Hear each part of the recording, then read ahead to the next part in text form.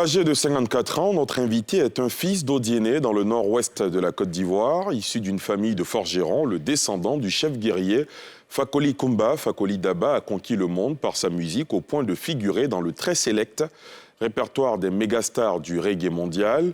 Tout commence en 1999 quand l'artiste dénonce la mangécratie pour ainsi signaler la trahison des hommes politiques qui ne se soucient que de leurs intérêts. Premier grand succès, il n'hésitera pas ensuite à se livrer à un cours d'histoire pour rappeler au pays traversant une crise identitaire que la Côte d'Ivoire est avant tout une terre cosmopolite. Une terre de brassage qui n'aurait pas besoin de politiciens caméléons dont les engagements changeraient au gré du vent. Tiken Fakoli ne fera pas de cadeau à la France-Afrique en dénonçant les coups bas des anciens colons en complicité avec certains dirigeants africains. Coup de grâce, cela lui vaut un premier disque d'or, une distinction qui ne l'empêchera pas de se signaler avec un coup de gueule dans lequel il ne s'étonne plus de voir les plus grands pays se partager le monde. Le reggaeman ivoirien en appelle à l'éveil africain en conceptualisant l'African Revolution, une ode à la valorisation de l'éducation sur le continent et à la fin de la victimisation permanente. En 2014, on croit qu'il nous sert son dernier appel de l'envol africain, mais c'est sans compter la capacité du fils d'Odiéné à puiser dans ses racines pour rappeler que le monde est chaud. Tellement chaud que par endroits le pouvoir est usurpé. Impossible alors pour lui de rester silencieux. Il a donc décidé de s'indigner contre le braquage de pouvoir. C'est le titre de son 11e album studio, sorti vendredi, dans lequel il marie le reggae aux instruments traditionnels africains. Sans réserve, ce soir, a le plaisir de recevoir un homme au texte sans concession, Tiken Fakoli. Bonsoir. Bonsoir. Merci d'avoir accepté notre invitation.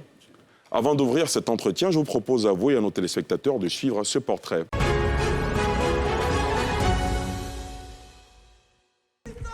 L'interview cash de NCI, sans réserve, s'invite ce soir dans le monde culturel, plusieurs albums avec des titres très engagés qui évoquent Braquage de pouvoir est le 11e album du reggaeman, comprenant 13 titres, présenté dimanche soir dans son QG à Yopougon, à la radio libre, avec des feats avec Grand Corps Malade, Amadou et Mariam. Enfant de la rue, où est-ce que tu vas? Religion, Beau Continent, Ça va aller, Don't Worry, Farana, Gouvernement 20 ans, figure sur ce nouveau bébé. L'artiste est également engagé dans le social, parmi ses projets phares, un concert, une école, qui lui permet d'offrir à des localités de l'Afrique des infrastructures scolaires. Le retour sur sa carrière, ses projets, son engagement souvent mal apprécié, ses rapports avec les autres artistes et les leaders politiques ivoiriens, son exil et sa vie au Mali sont les sujets qui seront abordés sans réserve ce soir. Tiken Fakoli. En 1999, on fait connaissance avec le concept de mangécratie. Aujourd'hui, un nouveau concept surgit. Il s'agit de la famillecratie dans cet album, Braquage de pouvoir, sorti vendredi dernier. Tiken, dites-nous, première question, quels sont les braqueurs de pouvoir auxquels vous faites allusion? Je pense que les braqueurs de pouvoir sont connus. Vous savez, dans les années 90, il y a eu toute une bataille sur le continent africain pour que nous puissions voir la démocratie.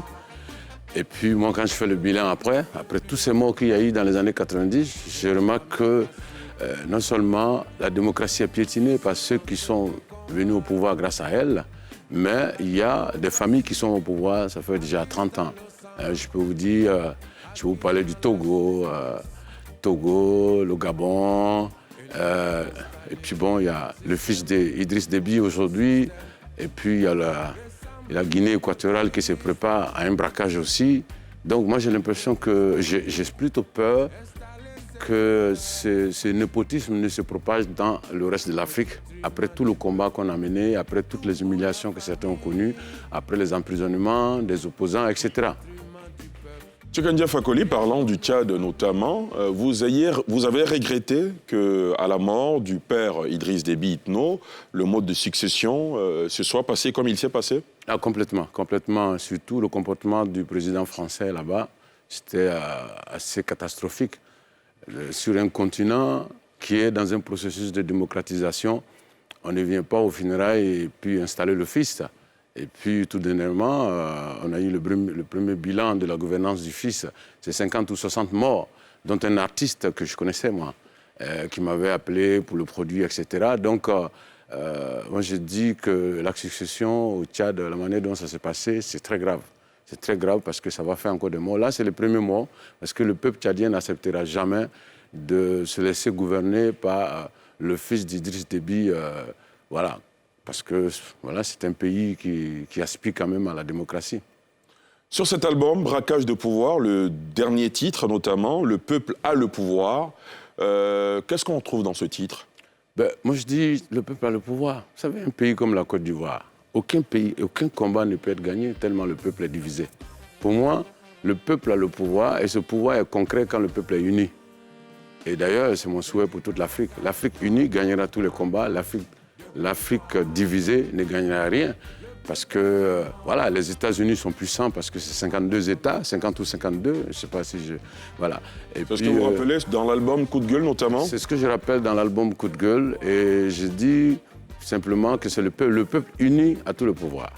Aujourd'hui, les Ivoiriens unis au-dessus des régions, des histoires d'ethnie, etc., s'ils se mettent ensemble, tout ce qu'ils vont exiger, les gouvernants seront obligés d'exécuter parce qu'il y a une force qui est en face.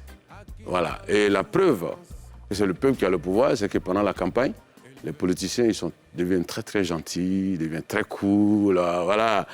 Voilà, ils ont la poche facile, les mains faciles, tout est facile. Mais bon, après les élections, il y en a qui ferment la porte. Tu vois. Donc pour moi, c'est le peuple qui a le pouvoir. Et donc, mais ce pouvoir-là ne peut être concret que s'il est uni. Voilà, divisé, il n'a pas de force. Ça, vous le dites au fil des albums, au fil des années, Tiken Jah Fakoly, mais pourquoi, finalement, ce peuple-là n'arrive pas à s'unir? Prenons le cas de la Côte d'Ivoire. Vous avez dénoncé plusieurs problèmes qui ont divisé fondamentalement les Ivoiriens. 20 ans après, près de 30 ans après, on a l'impression que les mêmes problèmes demeurent. Pourquoi ce peuple a tant de mal à s'unir? Le peuple a du mal à s'unir parce que le peuple est manipulé. Manipulé par qui? Manipulé par les hommes politiques, tout le monde sait. C'est pas trop facile? Non, ce n'est pas facile, c'est une réalité. Voilà, c'est une réalité. Je pense que si le peuple regardait l'intérêt général, si le peuple se mettait ensemble pour regarder l'intérêt général, je pense qu'on n'allait pas avoir de problème aujourd'hui, après 20 ans, parce que c'est un pays qui vient de très loin. Hein. Depuis 1993, on est en palabre ici. Et c'est maintenant que le bateau ivoire vient de se stabiliser, que ça donne de l'espoir, même s'il y a beaucoup d'injustices que nous dénonçons d'ailleurs. Et donc, moi, je pense que si tous les peuples regardent dans la même direction, qu'on se dise, qu'on soit Baoulé ou Bété ou Djoula, en tout cas, il faut qu'on exige des programmes des leaders politiques, au lieu de les suivre comme des moutons, au lieu de les suivre parce qu'il est d'Odiéné, ou bien parce qu'il est d'Aoukro, ou bien parce qu'il est de Gagnoua, etc. Au lieu de les suivre comme ça, il faut exiger qu'ils nous disent ce qu'ils sont prêts à faire. Et puis voilà, regarder le programme, mais ne pas regarder la religion ou la religion du candidat. Voilà. Tiken Jah Fakoly, vous avez aussi l'impression que les Africains sont dans une démarche, dans une posture attentiste. Ils ne prennent pas leur destin en main et ils attendent que tout leur tombe du ciel. C'est une réalité. Vous le rappelez dans un titre, ça va aller. Ouais, c'est une réalité. Vous savez, moi je suis croyant, je crois en Dieu, je suis musulman, mais je pense que, voilà, on a mis tellement de poids sur Dieu que... Il a du mal à rester chez nous, parce que tous les jours, on lui met les problèmes, on dit c'est Dieu, tu vois. La religion n'est-elle pas importante dans une société? C'est très important, mais ça commence à être un problème pour nous ici. Parce que ça, pour nous qui souhaitons la révolution, quand je dis la révolution, c'est pas cassé, c'est nous qui souhaitons le réveil de l'Afrique. Voilà, je pense que les religieux nous disent d'attendre le paradis de demain. Alors qu'eux, ils ont déjà le paradis ici. Tous les marabouts, les 4x4, les belles maisons, tout ça, c'est ce que le peuple souhaite aussi. L'eau, l'électricité. Mais ils ont déjà ça. Et puis on nous dit, non, attendez le paradis, il y a ça. Mais pourquoi ils n'attendent pas le paradis? Nous pensons qu'il y a un paradis, il y a un premier paradis qu'on peut avoir ici déjà. C'est l'eau, l'électricité, envoyer nos enfants à l'école, les trucs de base. C'est ce que le peuple réclame ici. Mais on dit au peuple d'attendre demain, d'attendre l'autre paradis, alors qu'il est possible d'avoir ce premier paradis et aller dans l'autre paradis. Donc moi, je suis croyant, c'est que Dieu existe, je suis musulman, mais je trouve que les Africains, ils mettent trop de poids sur Dieu. Et alors que Dieu, il est très occupé. Il doit s'occuper des Chinois, des Asiatiques, je veux dire, il doit s'occuper des Américains, il doit s'occuper des Russes, il doit s'occuper, il a tellement d'enfants. Donc si nous on s'assoit pour dire non, ça va aller, Dieu est grand. Il faut donc prendre le destin en main. Il faut prendre le destin en main. Quand on regarde dans l'histoire, il faut simplement regarder l'histoire de la France, comment elle a fait pour arriver là. Moi, c'est à ça que je me réfère. Hein? Il faut regarder l'histoire des États-Unis, comment ils ont fait pour arriver là. Si nos frères sud-africains étaient restés dans les églises ou dans les mosquées pour dire ça va aller, ça va aller, ça va aller, mais l'apartheid allait exister jusqu'à présent. Si nos frères noirs américains qui se sont battus contre la ségrégation étaient restés dans les églises, alors qu'ils allaient à l'église. Mais dans les exemples que vous prenez, il y en a aussi qui se sont rendus coupables de violence. Oui, oui, effectivement. Mais ce que je veux dire, c'est qu'il ne faut pas tout mettre sur Dieu. Il ne faut pas tout mettre sur Dieu. Il faut poser des actes. Il faut poser des actes et il faut vraiment se mettre ensemble pour mener le combat pour l'intérêt général. Nos frères sud-américains, enfin, nos frères d'Afrique du Sud ou des Noirs des États-Unis, il y a eu des trucs de violence, mais quand même, ils ont gagné le combat. Aujourd'hui, le combat n'est pas totalement gagné, mais tout le monde se rappelle encore du combat de Martin Luther King, de Malcolm X, même de Mohamed Ali. Même les sportifs se sont impliqués pour lutter contre la ségrégation et je pense que c'est ce résultat qui est là. Sinon, s'ils étaient restés pour dire ça va aller, je pense que rien n'allait bouger. Donc c'est ce que j'ai dit aux Africains. Tchekandja Fakoli, sur cet album, il y a un titre qui a fait grand bruit, qui est sorti il y a environ 10 mois, en single. C'est Gouvernement 20 ans. Ce titre a fait grand bruit parce qu'on avait l'impression que vous indexiez notamment certains gouvernements, certains régimes. Ce soir, nous vous avons dans Sans réserve et vous êtes un homme sans concession. Dites-nous de quoi il était question dans ce titre. Mais je pense que quand moi j'ai fait mes chansons, il y a des gens qui se sentent morveux, qui se mouchent. Et puis il y en a qui se sentent défendus, il y en a qui se retrouvent dans les chansons. Ça a été toujours comme ça ici. Hein. Ceux qui sont au pouvoir aujourd'hui, à l'époque, je pense que les musiques les plus jouées dans leurs meetings, c'était ma musique à moi. Et donc, parce que simplement, ils se ressentaient dans ce que je chantais. Sinon, ce titre, vous savez, effectivement, on a dénoncé les emprisonnements à 20 ans des leaders politiques pour des délits d'opinion ou bien, voilà. En tout cas, il y a des cas au Bénin. Il y a des cas dans d'autres pays africains, tu vois. Je ne me rappelle pas là tout de suite, mais il y a beaucoup de pays où des opposants sont condamnés ou bien des adversaires politiques sont condamnés, etc. Mais voilà, maintenant, il y a des gens qui ont pris ça pour eux. Voilà. Moi, je dis, à chaque fois que je fais une chanson, ce n'est pas contre quelqu'un. C'est comme à l'époque, quand j'ai chanté « Quitte le pouvoir », tout le monde a pensé que c'était... Tout le monde a mis ça sur Laurent Gbagbo, parce que Laurent Gbagbo était au pouvoir, alors que les Togolais l'ont utilisé contre Yadema, les Gabonais l'ont utilisé, à Madagascar ça a été utilisé. Donc c'est comme les chansons de Bob Marley, des chansons qu'il a 40 ans, qu'il a chantées il y a 40 ans, mais qui s'adaptent à des situations aujourd'hui. Donc effectivement, cette chanson a fait beaucoup de bruit, mais moi ce que je veux dire, c'est que effectivement, les gens interprètent les choses, mais moi j'ai été toujours comme ça. Je chante, j'ai décidé que, en fait, c'est pas moi qui ai décidé, mais ça c'est le reggae. Le reggae, depuis Bob Marley, a décidé d'être la voix des sans-voix. Et donc, mon devoir devant l'histoire est pour que le reggae puisse garder le respect qu'on lui doit. Il faut qu'il y ait des gens comme nous pour rester impartial et chanter quel que soit le régime qui est là. Il y a eu ces commentaires, peut-être parce que certains opposants ivoiriens également avaient été condamnés à 20 ans de prison dans la foulée. Donc certains se sont dit, certainement, Tchekandja Fakoli est devenu leur porte-voix. Oui, effectivement, les gens, ils interprètent, tout le monde interprète. Ce n'était pas le cas? Non, non, non, pas du tout, pas du tout. Je ne me rappelle pas que j'ai des rapports, enfin, je n'ai pas des rapports directs avec, je n'ai aucun rapport avec les hommes politiques en Côte d'Ivoire, directement. Effectivement, j'ai de la famille, j'ai des amis que je fréquente, mais par rapport à l'idéologie, je pense que j'ai décidé d'être impartial et continuer à dénoncer quel que soit le régime qui va être là. Tchekandja Fakoli, vous êtes bien placé pour nous parler de la liberté d'expression en Côte d'Ivoire. Vous avez connu beaucoup de soubresauts, vous avez connu l'exil. Si vous devriez faire l'état des lieux de la liberté d'expression en Côte d'Ivoire aujourd'hui, ce serait lequel? Ben, moi, je pense qu'aujourd'hui, avec les réseaux sociaux, tout le monde s'exprime. Hein? Tout le monde s'exprime. Et puis, bon, maintenant, Moi, je pense, à mon avis... Est-ce qu'à une certaine époque, vous avez été muselé? Est-ce qu'aujourd'hui, vous avez plus de liberté à vous exprimer? Vous allez comme vous venez? Vous ne vous sentez pas menacé? Ah oui, je viens comme je veux. Enfin, je viens quand je veux. Je n'ai jamais été menacé. Même au moment du gouvernement, 20 ans, les gens ont dit plein de choses, mais je n'étais pas du tout menacé. Effectivement, il y a une période, c'était assez compliqué. On ne passait pas à la télé, ou bien quand on allait à la télé, on disait non, tu ne peux pas jouer ce titre-là, il faut que tu joues ce titre. Bon, peut-être que ça continue aujourd'hui pour certains artistes, hein, mais moi je pense que, effectivement, tout le monde a le droit de s'exprimer aujourd'hui avec les réseaux sociaux, donc je pense que la parole est libérée. Maintenant, si la liberté d'expression est menacée, je pense que le rôle de l'opposition ou de la société civile, c'est de se lever pour la défendre. Tikendia Fakoly, dans le titre Caméléon, vous demandiez à l'époque à feu le général Robert Guéhi, entre guillemets, en tout cas c'est comme ça que la mémoire collective l'a conçu, vous lui demandiez de faire le travail d'organiser des élections transparentes, inclusives, et de libérer le plancher pour permettre à ce que des civils reviennent au pouvoir. Ce titre a un rapport avec la situation dans la sous-région ouest-africaine où il y a une résurgence des coups d'État au Burkina Faso, au Mali, en Guinée. Comment vous avez d'abord réagi face à l'avènement de ces coups d'État? Vous savez, je suis contre les coups d'État. Je suis contre les coups d'État parce que ça retarde le pays et que ça fait des nouveaux riches. C'est comme ça que je résume.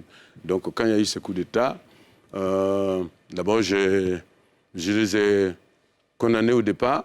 Et puis, après, j'ai réfléchi et j'ai trouvé qu'il y a une rectification de la démocratie.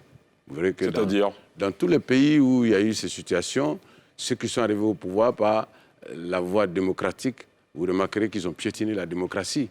Le cas de la Guinée est flagrant. Le cas du Mali, voilà, la démocratie était piétinée parce que le père au pouvoir donne des responsabilités à son fils. Et au moment où les enfants maliens se font tuer dans le nord du Mali, le fils est sur un bateau en Espagne, en train de danser avec des jeunes filles, etc., en train de faire la fête, alors que c'est lui qui gère un peu l'argent de l'armée. Et donc, pour moi, je pense que si ça aurait été dans un pays européen, le président allait démissionner tout de suite. Mais comme chez nous, les gens ne connaissent pas ce que c'est que la démission. Et donc, le gars, il s'est accroché. Et puis, il a fallu que d'autres fils du pays viennent corriger cette erreur. Et puis, bon, en plus de ça, c'est un pays qui est en guerre. Vous savez... quand un pays est en guerre, généralement, c'est un militaire qui peut résoudre le problème. Voilà. En France, quand la France était en guerre, je pense que Pétain a déçu. Il a fallu un militaire pour amener la France jusqu'à où elle s'est trouvée après. Donc vous dénoncez les coups d'État, mais dans certains pays, vous pouvez les comprendre. Oui, je peux comprendre la situation du Mali, parce que le Mali est en guerre. C'est pas une ouverture? Non, c'est pas une ouverture. Certains militaires non, c'est pas une ouverture. Pour se dire, mais tiens... Non, ce qu'il faut faire simplement, c'est de demander aux militaires d'organiser les élections très rapidement et de partir. Et c'est ma position au Mali et en Guinée. Quand je suis allé en Guinée, j'ai rencontré le président guinéen. Je n'étais pas seul, j'étais avec d'autres artistes. Ils peuvent témoigner s'ils regardent cette émission. J'ai dit au président guinéen que, voilà, que le mieux, c'est d'organiser les élections, partir. Et puis, s'il pose des actes pendant la transition qui sont positifs, que c'est sûr que le peuple va l'appeler. Et donc, c'est ce que j'ai conseillé. Je n'ai jamais rencontré le président de la transition. Comme Attikélekou l'a fait, comme Atété l'a fait à l'époque? Bien sûr, il y a deux choix. Quand vous êtes militaire, soit vous finissez comme le général Guéhi, qui n'a pas respecté ses engagements, ou bien vous finissez comme Atété, qui a été victime d'un coup d'État à la fin, mais qui a eu raison après, puisque le peuple malien l'a accueilli à bras ouverts, comment on appelle... Pour son retour du Sénégal. Donc, il y a ces deux exemples-là, Atété ou le général Guéhi. Et il y a un message aujourd'hui pour les militaires, c'est le procès de Dadis Camara. Ça, c'est le message pour les militaires. Vous savez, Dieu ne parle pas à quelqu'un, hein. Dieu ne descend jamais au palais à une personne. Mais il fait quelque chose quelque part, et quand tu regardes ça, tu te dis, ah, il y a un peu de moi dans ça, là. Donc ça, c'est un message pour moi. Et donc aujourd'hui, les militaires qui sont au pouvoir, que ce soit au Burkina ou au Mali ou en Guinée, notre souhait, c'est qu'ils nous donnent un calendrier précis et qu'ils fixent un objectif. Et puis bon, au fur et à mesure qu'ils avancent, qu'ils nous donnent des nouvelles par rapport à cette situation et que très vite, ils organisent les élections. Voilà. Quand le Mali aura reconquis, en tout cas, son territoire, quand le Burkina aura reconquis son territoire et fait revenir, comment on appelle, ceux qui sont partis, les déplacés, je pense que ça serait bien d'organiser les élections rapidement et partir. Parce qu'un civil aujourd'hui, dans ce bourbier burkinabé ou malien, je me demande s'il va réussir. Mais en tout cas, ce qui concerne la Guinée, ce que nous souhaitons, c'est que les élections soient organisées très rapidement pour que, après avoir... Parce que, vous savez, dans les périodes de transition, les militaires peuvent régler des problèmes que les civils ne peuvent pas régler. Parce que les civils ont des partis politiques, ils ont des militants.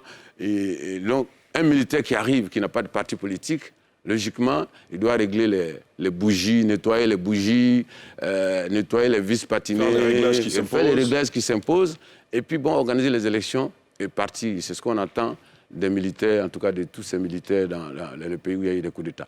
Parlons singulièrement du cas de la Guinée. Aujourd'hui, le pays est dirigé par le président de la transition, Mamadi Doumbia. C'est un pays qui a vu à sa tête Alpha Condé, dont vous avez un titre qui porte le nom, Alpha Condé, la prison ne vous fera rien, vous serez réhabilité devant l'histoire. Une prophétie. Exactement, une prophétie effectivement qui s'est réalisée. Vu comment prend fin le règne d'Alpha Condé à la Guinée, vous avez dû être peut-être déçu. J'ai été déçu, mais j'ai été déçu, mais en même temps pas étonné, parce que, vous savez, je peux le dire modestement. Au moment où vous chantiez cette chanson, Tikendia, vous le connaissiez? Je le connais. Vous l'aviez rencontré une seule fois? Je n'ai jamais rencontré. J'ai écouté une chaîne internationale, j'ai entendu qu'il était en prison, je me suis renseigné sur les détails et j'ai trouvé que c'était un emprisonnement injuste. Donc, je n'ai pas été étonné parce que, vous savez, c'est grâce à, je le dis modestement, hein, c'est ma chanson qui a fait connaître Alpha Condé dans la sous-région, en tant qu'homme politique. D'ailleurs, durant tout son règne, les 10 ans, pendant tous les meetings, c'est cette musique-là qui jouait. Mais voilà, Alpha Condé est venu à Gbeleban, même pas un petit hommage à l'artiste. Alpha Condé a régné pendant 10 ans. Effectivement, on a eu des contacts 2 fois, mais voilà, ce qui ne se sont pas forcément bien passés parce que je lui ai dit ce que je pensais. Je lui ai dit, voilà, il faut respecter vos engagements et puis on va vous porter encore. Et on n'était pas d'accord sur le sujet, donc c'est pour dire que je n'étais pas étonné parce que, je suis désolé de le dire, je suis un garçon très poli, mais je pense qu'il avait pété les plombs. Donc je n'ai pas été étonné qu'il y ait cette situation. Quand il y a eu cette situation, Très bien. Tikendia Fakoly, vous le réclamez vous-même, hein, vous êtes un fils de la Côte d'Ivoire, évidemment, mais vous êtes aussi surtout un fils du Mali. Le Mali en rupture de ban avec beaucoup d'entre ses partenaires, notamment la France, et il y a une petite brouille entre le Mali et la Côte d'Ivoire. Vous vous êtes exprimé sur le sujet sur les réseaux sociaux notamment. Ce soir, sans réserve, les militaires ivoiriens au Mali incarcérés, détenus depuis le mois de juillet. Nous sommes en novembre, il n'y a pas encore eu de solution. Aujourd'hui, la Côte d'Ivoire a même décidé, à travers une note depuis mardi, de ce que les soldats ivoiriens engagés dans la MINUSMA vont se retirer. Comment vous réagissez aujourd'hui? Mais moi, je trouve que c'est dommage. C'est dommage en tant que fils des 2 pays. Pourquoi on ne trouve pas de solution à cette crise? Mais parce que nous, on n'est pas dans le secret de Dieu déjà.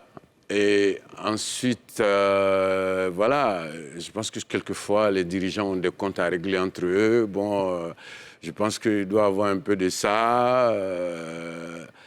Donc, moi, tout ce que je peux souhaiter en tant que fils des 2 pays, c'est que cette situation qu'on trouve une solution très rapidement. Parce que moi, je n'ai pas envie que les populations soient mêlées à ça. Et on en arrive, hein, on est déjà là. Les populations ivoiriennes sont frustrées. Il y a même des populations maliennes. Hein. Moi, je suis au Mali. Je sais qu'il y a des grands marabouts qui ont demandé la libération de ces soldats ivoiriens. Et je peux vous dire, je vis là-bas, il y a beaucoup de Maliens qui pensent comme ça. Bon, évidemment, il y a les soutiens de la junte qui ne sont pas d'accord, mais je pense que la majorité des Maliens, sachant les relations entre le Mali et la Côte d'Ivoire, tu vois, sachant l'histoire qui nous lie, notre fraternité, notre voisinage, etc., je pense que beaucoup de Maliens pensent que cette situation, elle doit prendre fin. Et c'est ce que je peux souhaiter en tant que fils des 2 pays. Et même ici, je demande encore qu'une solution soit trouvée avant qu'on rentre dans le rouge un peu. Parce que il ne faut pas que les populations soient frustrées, il ne faut pas que les populations commencent à se détester, il ne faut pas que les populations commencent à s'attaquer. Et donc, je pense que mon souhait, c'est simplement que cette situation ait une fin rapide. Le Mali, comme le Burkina Faso, sont confrontés à un grand problème de terrorisme. Tikendia Fakoly, on essaie de déployer les moyens qu'il faut pour lutter contre ce fléau grandissant dans la région du Sahara. Est-ce que vous, en tant qu'artiste engagé, observateur de la scène politique, vous avez une issue, vous avez des solutions à proposer? Moi, je pense que, vous savez, le terrorisme aujourd'hui, c'est un peu le résultat de la mauvaise gouvernance, de l'abandon des jeunes. Quand les jeunes sont abandonnés dans leur secteur et que les gens viennent leur proposer des motos, un peu d'argent et qu'ils les suivent. Moi, je pense que c'est parce que ces régions n'ont pas été développées, c'est parce que les jeunes gens sont livrés à eux-mêmes. Je pense que c'est tout ça qui a donné cette situation. Maintenant, moi, je pense qu'il faut remédier par des mesures, enfin, je veux dire, des possibilités, des actes de développement. Hein. Je pense que c'est ce qu'il faut faire. Il faut faire pour trouver une solution à ce problème tout en continuant à les combattre. Mais il faut que le gouvernement de ces pays-là prouve qu'ils pensent à ces populations, qu'ils n'ont pas oublié ces populations, qu'ils fassent des choses dans ces endroits-là. Et je pense que ça va être quelque chose qui va être un peu...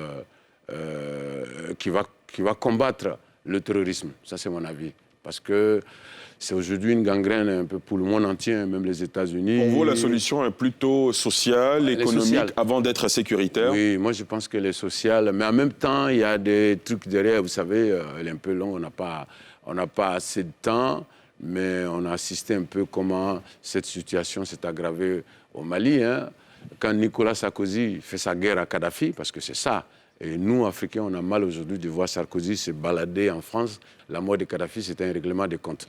Donc, quand Nicolas Sarkozy fait sa guerre contre Kadhafi, l'armée de Kadhafi, qui soutenait Kadhafi, est pratiquement escortée vers le Mali. Donc, ils arrivent au Mali, et puis, et sans l'accord du gouvernement malien à l'époque, sans l'accord d'ATT, cette armée, elle arrive, et elle ne s'entend pas avec ceux qui voulaient créer l'Azawad. Parce qu'eux, ils arrivent de la Libye, ils parlent l'anglais. Ceux qui sont dans le nord du Mali parlent français. Je pense qu'après, ceux qui sont venus de la Libye ont pu prendre le dessus sur ceux qui étaient au Mali. Donc, je pense que c'est une situation, je ne dis pas qu'elle a été provoquée, mais je pense qu'il y a le fait que Kadhafi a été assassiné. Je pense que c'est ça qui a donné le résultat de toute cette situation au Mali. On a remarqué que tous les Français qui ont fait du mal à l'Afrique échappent comme ça à la justice. On attend, on reporte les procès jusqu'à leur mort.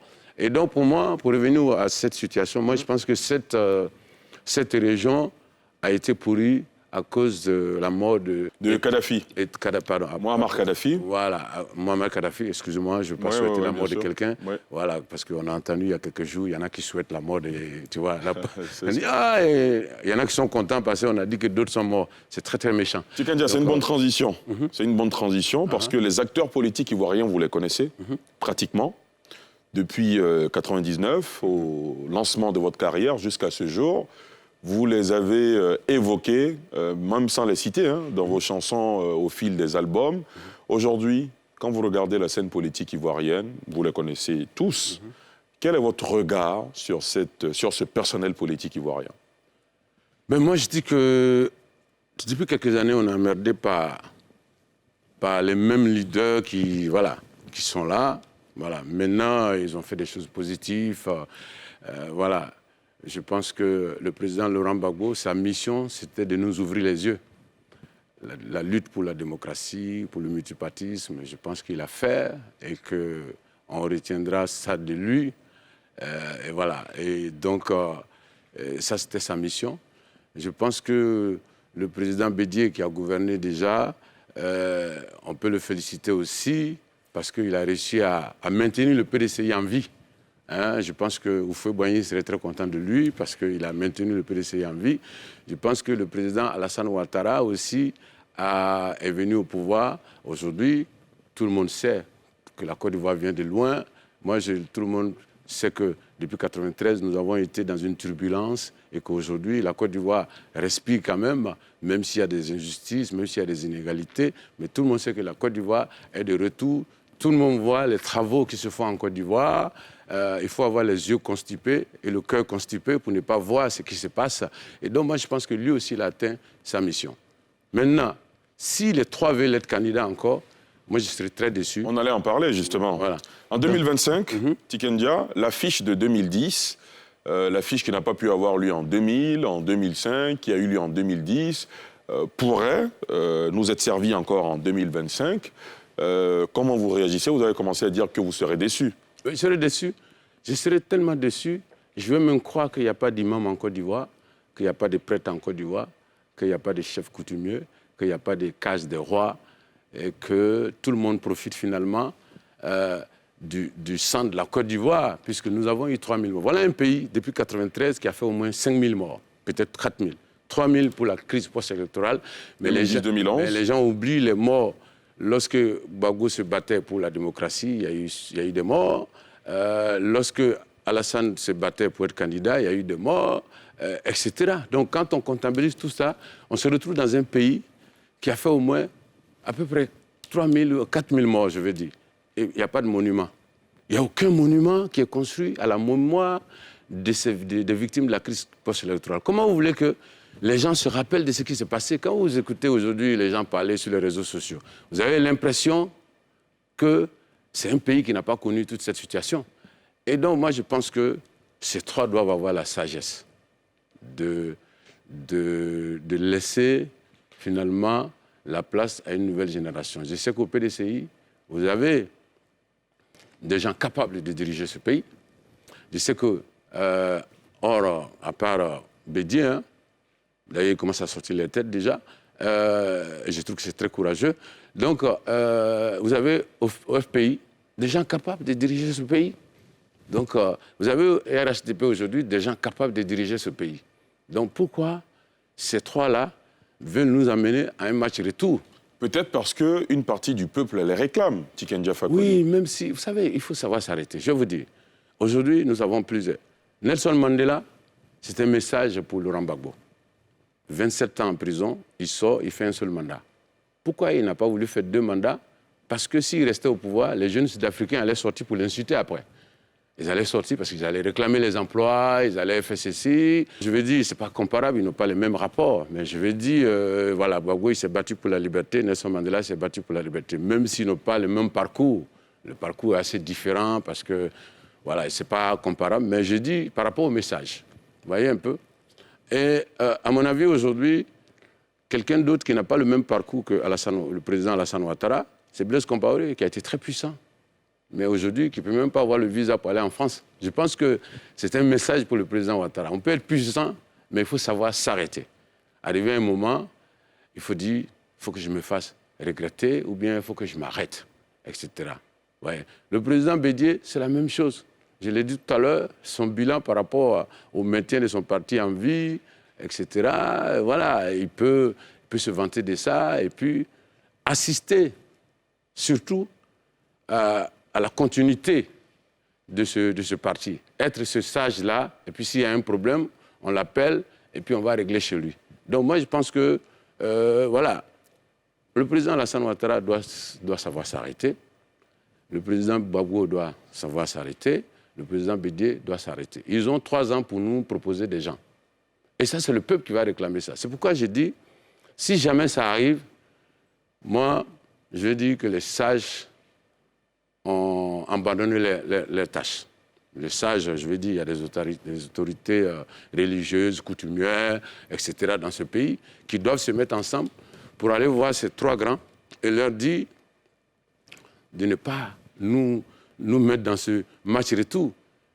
Et surtout, ce que je demande aujourd'hui, c'est il faut qu'un monument soit construit pour qu'on puisse se rappeler de ce qui s'est passé. Un monument à la mémoire de ceux-là. Comme le mémorial au Rwanda. Mais bien sûr, voilà un pays qui sort d'une turbulence de plusieurs années, des gens sont morts. Vous avez l'impression qu'on ne s'est pas suffisamment arrêté pour tirer les leçons des crises qu'on a connues? Moi, je pense qu'on est des sorciers, hein, qu'on mange l'homme. Moi, je pense qu'on est des sorciers. C'est un peu grave, ça, oui, mais bien sûr, on a mangé 3000 personnes, il n'y a pas de traces, il n'y a rien. On a mangé avant et là, on veut manger encore. Parce que, M. Djarassouba, qu'est-ce qui va se passer dans ce pays? Quand on va organiser les élections, qui va perdre? Qui a gagné? Qui a perdu? Tout le monde va dire j'ai gagné. Tout le monde va dire je n'ai pas perdu. Et donc, on va envoyer encore les enfants des gens aller se faire tuer. Et puis, il n'y aura rien. Tikendia Fakoly, beaucoup d'observateurs estiment que envers Laurent Gbagbo et Henri Konan Bédié, vous avez été très dur, très acerbe. Et concernant le président Ouattara, vous ne l'avez pas été. En vous, imagine une relation particulière, un soutien du président Ouattara et du RHDP à sans réserve. Question cash, comment vous répondez? D'abord, c'est des gens qui n'ont pas écouté mes albums. C'est-à-dire que depuis la crise 2010, il y en a qui m'ont classé. Depuis même la rébellion, il y en a qui ont dit non, il est RDR, il est, tu sais, puis bon, voilà. Et il y en a qui m'ont classé, ils ont arrêté d'écouter ma musique, alors que dans mes chansons, j'ai toujours dénoncé. Je peux vous dire même que je suis pratiquement l'artiste qui a plus dénoncé sur le régime Ouattara. Je suis l'artiste, il y a des preuves, hein, il y a des preuves qui sont là, il y a même des journaux proches du RDA à l'époque qui m'ont traité d'enfant maudit. Oui, les journaux sont là, les gens peuvent aller voir, et ainsi de suite. Et puis bon, vous voyez qu'à l'époque, lorsque le président Ouattara était dans l'opposition, je pense que j'étais le seul artiste qui était accusé, en fait, dont enfin, tout le monde se retrouvait dans mes chansons. Je suis encore au Mali, je ne suis pas encore entré au pays, etc. Donc je paye encore, vous voyez un peu. Donc je pense que ce sont des gens qui n'ont pas écouté ma musique. Ce sont des commentaires qui vous affectent? Non, ce sont des commentaires qui, quand je vois, je me dis, mais à partir du moment où tu sais que tu es impartial et que tu continues, mais je ne veux pas nier le fait que le président Ouattara la maman du président Ouattara vient du même village que moi, et que je connais le président, j'ai entendu parler du président Ouattara depuis que j'avais 11 ans. Mon père était ami à l'oncle du président Ouattara, son oncle maternel, qui s'appelait El Hadj Aboulaye Cissé, qui habitait à Yopougon-Sable, était un ami de mon père. Donc, quand le président Ouattara envoyait du sucre pour aller distribuer à Gbeleban à l'époque, j'entendais mon père parler de ça. Et donc, quand on est venu me dire, peut-être 20 ans après, qu'il n'est pas ivoirien, il n'est pas ceci, moi, je ne peux pas rentrer dans ça. Je ne peux pas rentrer dans le truc. Et puis, pour moi, les histoires de... il n'est pas ivoirien, il n'est pas ceci. Mais moi, je trouve que c'est pas, à notre époque, ce n'est pas quelque chose d'adapté. Parce qu'au moment où nous, on fait 3000 morts en Côte d'Ivoire, parce que l'autre, on dit qu'il n'est pas ivoirien. Mais les Américains mettent Barack Obama à la Maison-Blanche, man. C'est un Kenyan. Est-ce que tu vois? Aujourd'hui, vous voyez le gouvernement de la Grande-Bretagne, vous verrez que c'est un Pakistanais qui est Premier ministre, que la ministre des Affaires, l'Intérieur, elle est indienne, ou bien, etc. Bon, donc, nous, on tergiverse. On est là, on tergiverse, on veut toujours rester dans le même sujet. Moi, je pense que c'est trop petit. Aujourd'hui, ce que nous devons faire, c'est demander qui peut nous proposer quoi, qui peut faire quoi pour les Ivoiriens. Et c'est ça qui doit être l'essentiel de notre combat, pas rentrer dans les détails. Donc, les gens qui disent non, sur le président Gbagbo, j'étais non. Très dur, très acerbe. Non, parce qu'ils veulent que je parle dans tout. À l'époque, quand il y a eu une marche pour la vie chère sous Gbagbo, il y a eu même des morts, mais nous, on n'a pas réagi parce qu'on estime qu'il y a des combats qui doivent être menés par les artistes, mais il y a des combats qui doivent être menés par les hommes politiques, dont l'opposition, je veux dire. L'opposition. Donc aujourd'hui, il y a des gens qui m'interpellent. Non, la vie est chère, tu dis rien, on a cassé la maison des gens là-bas, tu dis rien, comme si moi j'étais un chien, je dois aboyer tout le temps. À l'époque, je ne parlais pas tout le temps. Je parlais souvent, effectivement, dans les interviews. Je dénonçais des choses sur Laurent Gbagbo. Et aujourd'hui, vous verrez que si vous regardez mes interviews à l'international, vous verrez aussi que je dénonce des choses en Côte d'Ivoire. Si vous écoutez mes chansons de 2010 jusqu'à maintenant, si vous fouillez, ceux qui ne connaissent pas toute ma musique, vous allez trouver que je suis l'un des artistes qui a le plus dénoncé sur le régime Ouattara. Maintenant, comme je suis Djoula du Nord de la Côte d'Ivoire, je viens du même village que la maman d'Alassane Ouattara, quelque chose que je ne vais pas nier. Voilà, c'est ma famille, je veux pas, voilà, c'est normal. Mais malgré ça, je pense que j'ai fait ce que je devrais faire en tant que rugbyman. Mais malheureusement, voilà, il y a des gens qui me rejettent. Mais bon, ça n'a pas affecté ma carrière, puisque je suis aujourd'hui l'un des artistes les plus connus de Côte d'Ivoire, l'un des artistes les plus titrés. Voilà, vous avez parlé de 2 disques d'or tout à l'heure, il y en a 4 disques d'or. Et là, je vous épargne les distinctions dans le monde entier. Là, je dois faire 20 concerts en Europe. Il y a 15 qui sont déjà complets, alors que je peux mourir avant. Voilà. Donc, c'est pour dire que c'est quelque chose, quand tu suis la vérité, Dieu t'accompagne toujours. Et contrairement, voilà, il y a des artistes, effectivement, qui sont considérés comme plus engagés que moi, plus panafricanistes comme moi.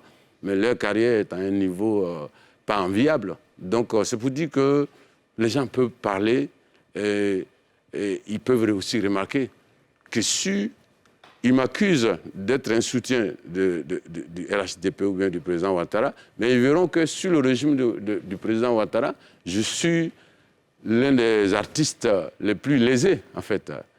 Voilà, parce que voilà, je suis considéré par les gens qui sont au pouvoir comme quelqu'un qui n'est pas avec eux, donc qui n'est pas trop... Finalement, vous êtes entre le marteau et l'enclume. Je suis le Ngomi.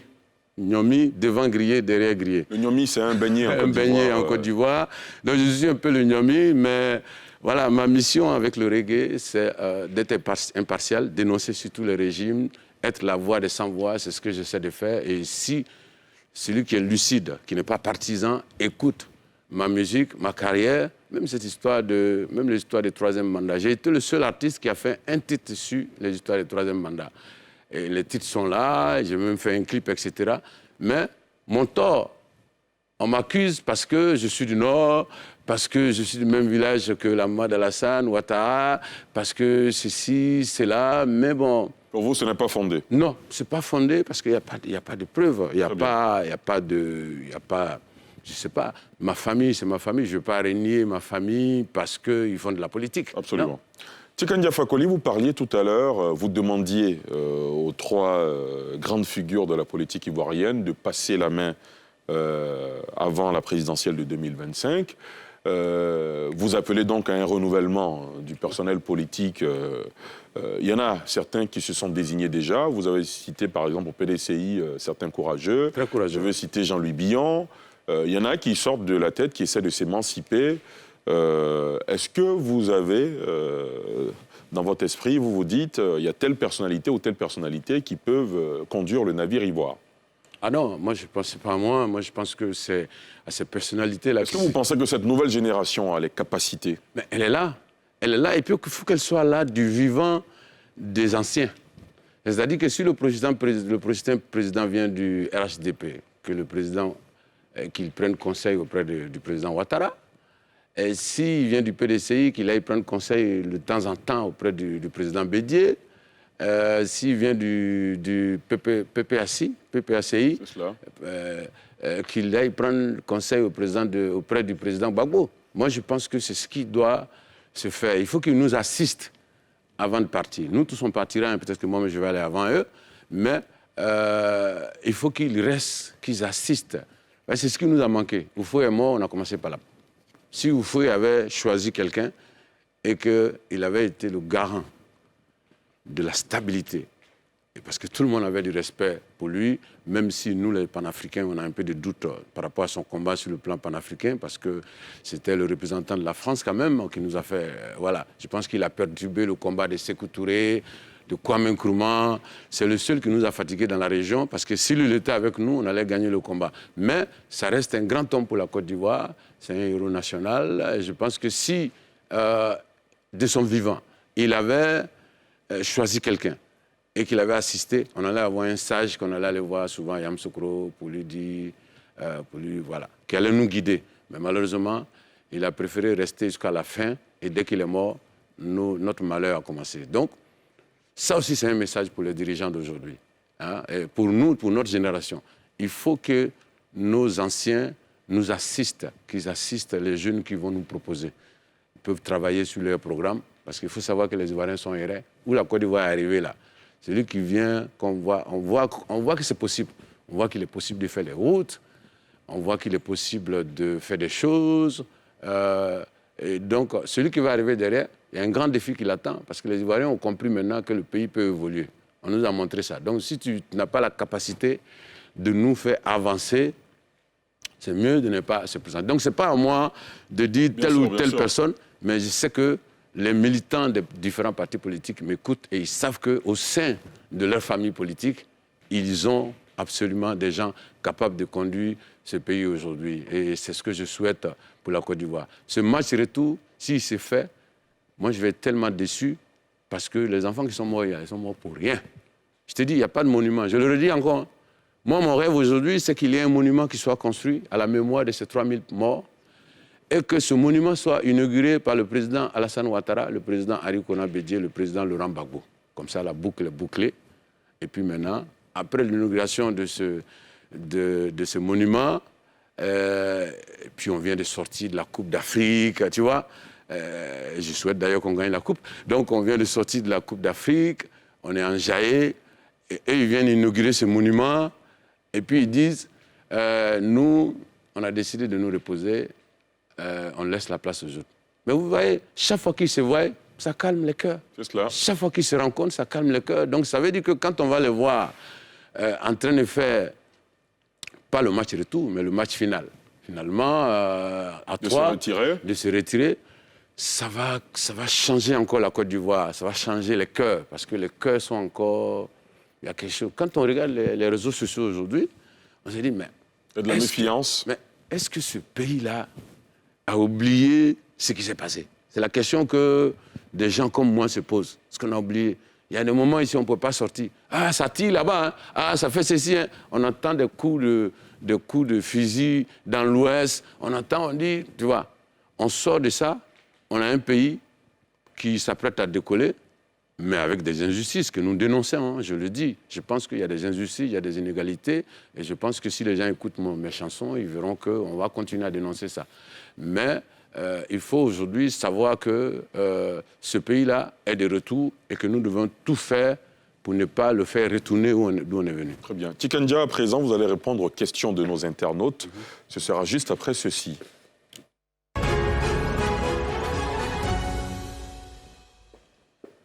La première question nous vient de Denis Kouamélan qui dit « Quels sont vos rapports avec les acteurs politiques ivoiriens, Guillaume Soro, Laurent Gbagbo, Alassane Ouattara et Charles Blé Goudé ?»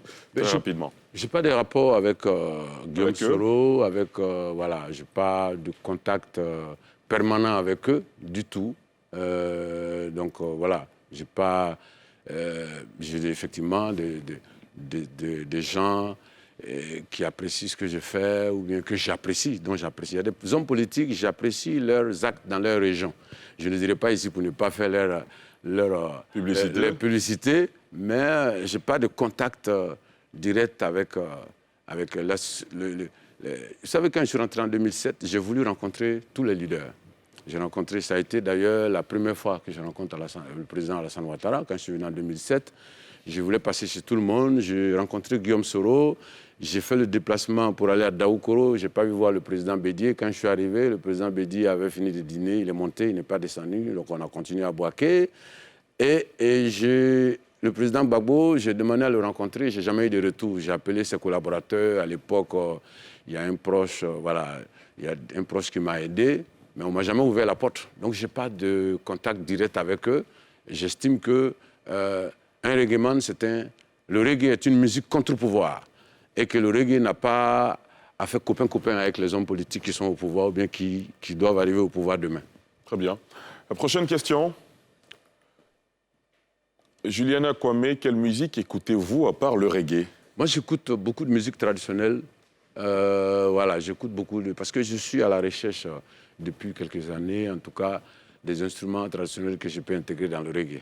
Parce qu'on ne fera pas mieux le reggae que les Jamaïcains, mais on peut apporter une couleur originale au reggae africain. On peut aussi prouver que les Jamaïcains viennent d'Afrique et donc nous sommes un peu la maman du reggae. Et que, voilà, ils sont partis avec le reggae, ils ont été arrachés à cette terre et que c'est en Jamaïque qu'ils ont ouvert leurs valises.